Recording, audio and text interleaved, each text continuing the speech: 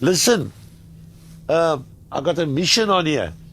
Yeah, I don't know where I must start and where I must end because I got two men who invaded my house this morning with cameras. You know, they say this is going to be big. We're going to end up in the Oprah Winfrey show. You see? So I said to them, normally you visit me, but I mean, you don't normally visit me with a bass. So I don't know how to do this. If you're going to just visit me like as a normal visitor, or if you're going to like accidentally have the bass in the car, or you have to go back and fetch the bass or whatever, I don't know. Yeah. I'm same here. No, I also don't start the day with this jam session either. I know what you're saying. Hush, hush. Do I have to shut up? Yeah. Damn, this isn't natural too. Yeah. And the phone's on the bed. I'm born in Cape Town. I was baptized Vincent Serafin Kolbe. I grew up in the east end of the city of Cape Town, which no longer exists.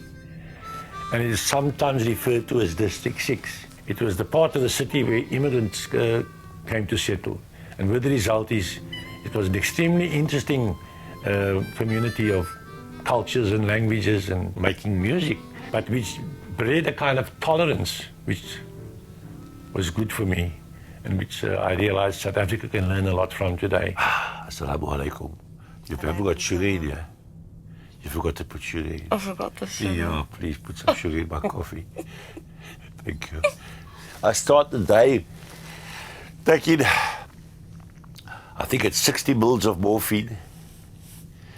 And then I'm supposed to sort of just take it easy for 15, 20 minutes so it's going to get into my system before I get active. Because I've got bone cancer and it's spread quite a lot so far. It started with prostate cancer a couple of years ago already, and then it spread to the pelvis. And then my right leg is now doesn't function at all because the hip joint collapsed, and now the left leg's acting up.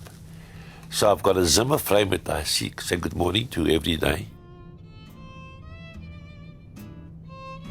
And then as I grew older and I became more involved, you can't help it, you just have to become involved in politics when you grow up in a country like South Africa in the 50s and the 60s and the 70s. So myself and my friends, we'd start forming organizations where we'd recruit musicians to play for political reasons. You play for rallies, for protest meetings, for fundraisers for people in detention. And that's another aspect of music making.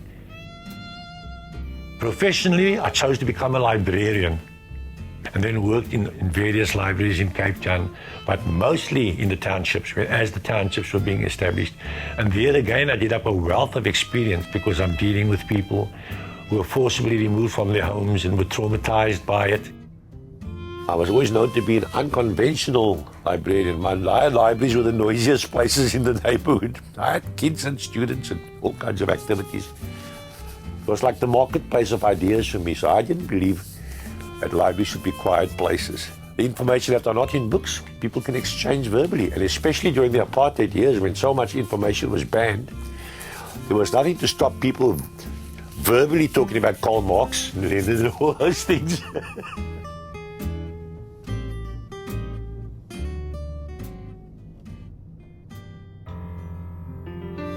I was pretty down a year or two ago, but felt very low, pretty despairing, thought I was going to die. Everybody else thought so too.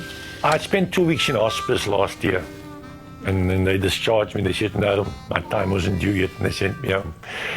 But before I came home, the occupational therapist spoke to me and said,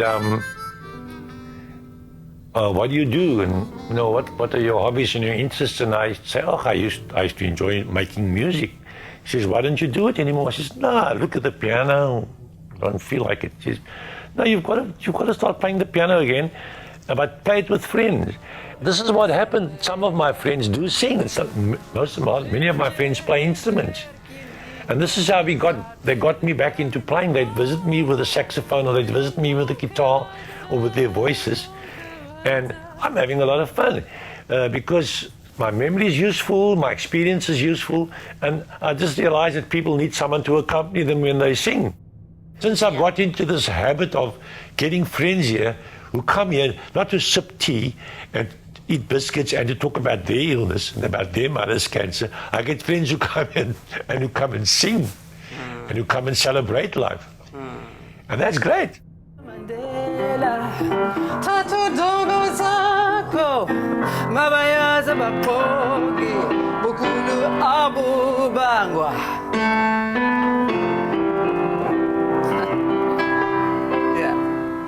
Which means, Mandela, take your stick and show them, let the liars know that greatness is not through claiming it.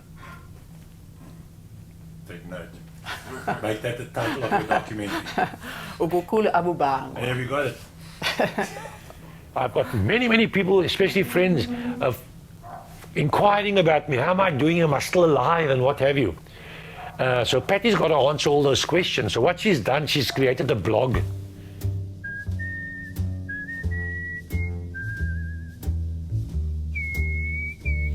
And, you know, one appreciates the concern and one feels the distress of the person who's phoning.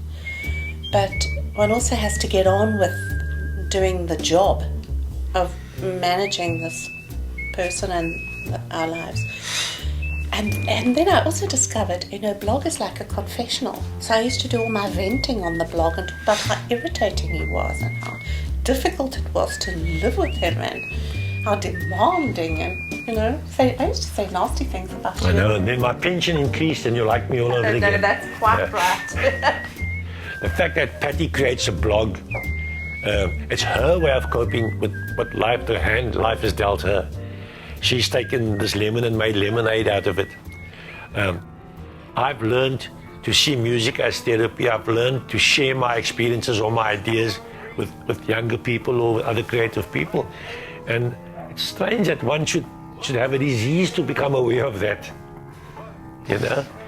So I'm not recommending that everybody gets cancer, but I'm trying to say that what it can be, it is a positive side. There's a flip side to everything in life.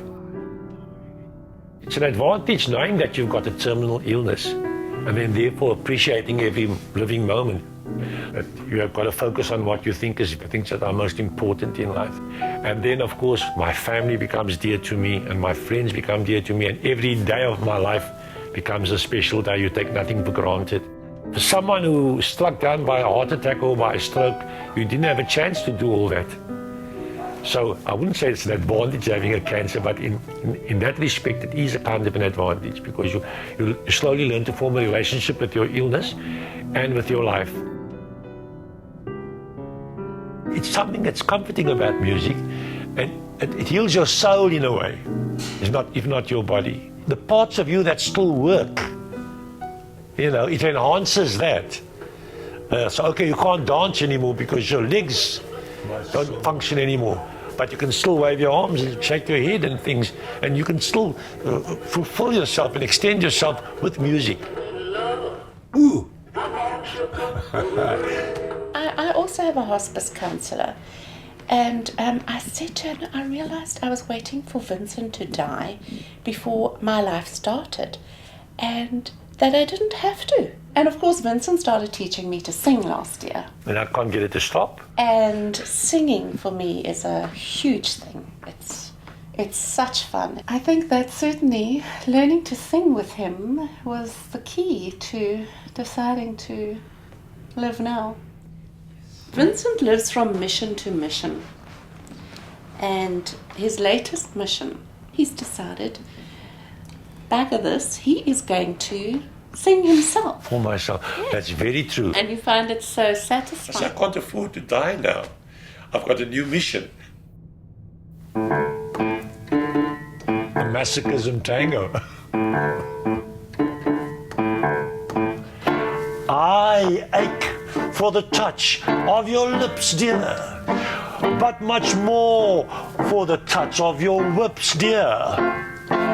You can raise welts like nobody else as we dance to the masochism tango.